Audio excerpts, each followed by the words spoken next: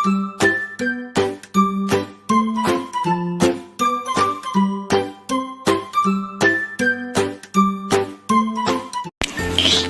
जंगल में दो भाई रहते थे, जिनमें से एक का नाम था चिंटू और दूसरे का नाम था मिंटू।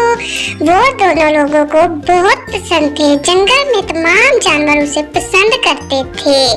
वो अपनी जिंदगी में बहुत खुश थे। वो जंगल में सारा दिन घास खाते थे और चलते फिरते रहते थे।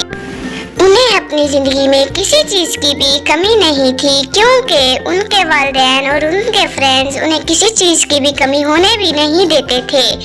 वो अक्सर अपने घर से बहुत ज्यादा दूर आ जाया करते थे, जिसकी वजह से अक्सर इन लोगों को वालिदैन और फ्रेंड्स से डांट पड़ जाया करती थी।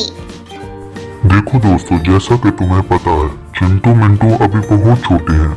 उनको सही क्या है और गलत क्या है नहीं पता, इसीलिए हमें उनका ख्याल रखना चाहिए। तुम मेरी बात समझ रहे हो ना?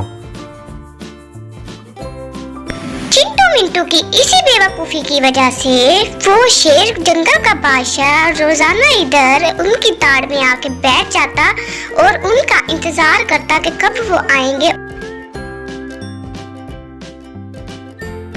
मंकी भैया शेर की इस चाल को समझ गए थे। चूंकि मंकी भैया ने ये सारा वाकया सुन लिया था, इसलिए उसने ये सारा वाकया चिंटू और मिंटू की मम्मा को जाके बता दिया था, जिसकी वजह से चिंटू मिंटू की मम्मा बहुत बेताब हो गई और उसे भी ये फिक्र बहुत ही ज्यादा खाने लगी कि वो अपने बच्चों को शेर से कैसे बचाए। वो एक तरफ तो ये सोचने लगी कि चिंटू मिंटू बहुत ही ज्यादा शरारती हो गए हैं। अब चिंटू मिंटू की मम्मा ने ये फैसला कर लिया था कि वो चिंटू मिंटू पर सख्ती करेंगी, ताकि वो आने वाली मुसीबत से बच सके और अपने बच्चों को भी बचा सके। वो बहुत ही ज्यादा परेशान हो चुकी।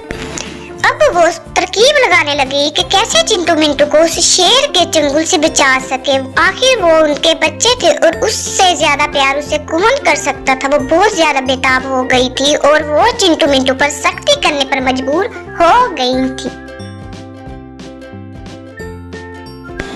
इधर शेर बेचारा भी क्या करता, वो अपने बच्चे के हाथों बहुत ज्यादा मजबूर हो चुका था।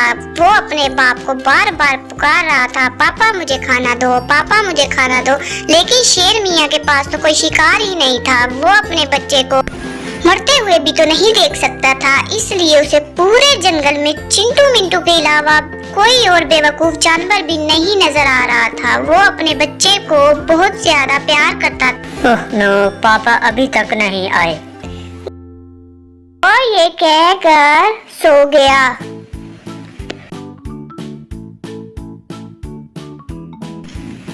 इधर जंगल में चिंटू मिंटू अपने दोस्तों के साथ हमेशा की तरह खेल कूद में मसरूफ थे, जबकि चिंटू मिंटू का एक दोस्त हूबहू उनके जैसा था और हरकतें भी उन जैसी ही थीं। जबकि बाकी फ्रेंड्स इनको देख रहे थे और उनको इनके मुताबिक बहुत ज्यादा परेशानी थी कि ये अपनी बचकाना हरकतें कब छोड़ेंगे, जबकि इन्हें तो मालूम ही नहीं था कि बाकी जानवर इस दुनिया में कैसे जी रहे हैं और किस तरह एक दूसरे को नोच खा रहे हैं। उन्हें इस बात की भी फिक्र नहीं थी कि इस जंगल में शिकारी भी रहते हैं।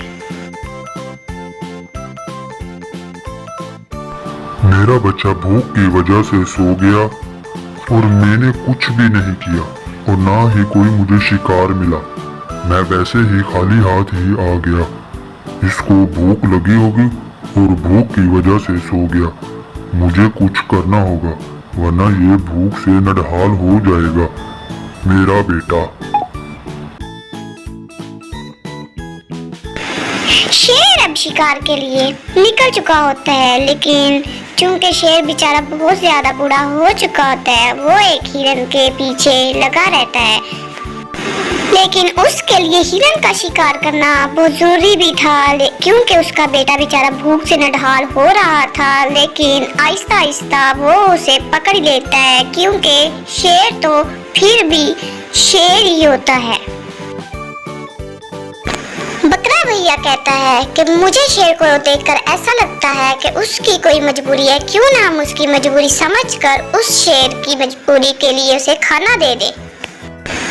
इधर मंकी भैया शेर के साथ एक समझौता तय करने के लिए आ जाता है कि अगर शेर मियाँ जंगल में जानवर को तंग करना बंद कर देगा तो वो इन्हें खाने के लिए कुछ दे देगा।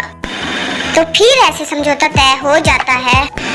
शेर को वादे के मुताबिक खाना मिल जाता है और शेर भी अपना वादा पूरा करता है और जंगल में किसी भी जानवर को दोबारा तंग नहीं करता।